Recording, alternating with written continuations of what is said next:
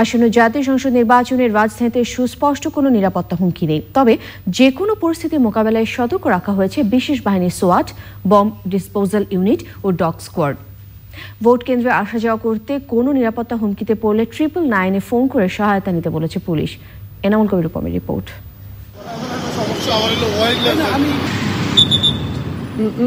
সকাল থেকে রাজধানীর পথে পথে চেকপোস্ট বসিয়ে যানবাহন ও পথচারীদের দেহ তল্লাশি করে সেনাবাহিনী।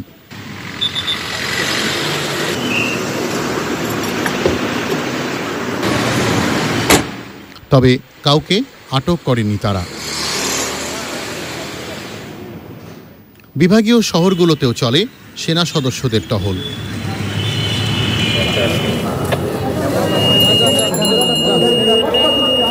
জুমার নামাজের সময় বিশৃঙ্খলার আশঙ্কায় বাইতুল মোকাররম জাতীয় মসজিদের চারপাশ ঘিরে রাখে আধা সামরিক বাহিনী বিজিবি ও পুলিশ।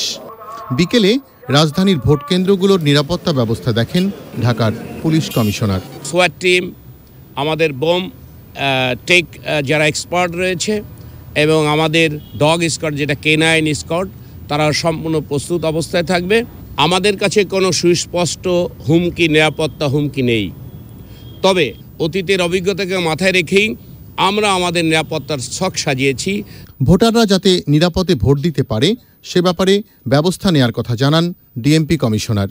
যদি কোনো ভোটারের নিরাপত্তা ব্যাহত হয়, প্রত্যক্ষ পরোক্ষভাবে তাদের হুমকি দেওয়া হয়, আমি বিনীতভাবে অনুরোধ করব সেটি আমাদের পুলিশ কর্তৃপক্ষকে জানানোর জন্যে।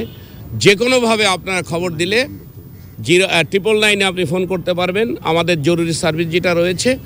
রাজধানীর সবগুলো কেন্দ্রে কড়া নিরাপত্তা ব্যবস্থা ছাড়াও গুরুত্বপূর্ণ ও স্পর্শকাতর স্থাপনায় থাকছে কড়া নজরদারি। Enamul Kabir Rupam, channel I, Dhaka.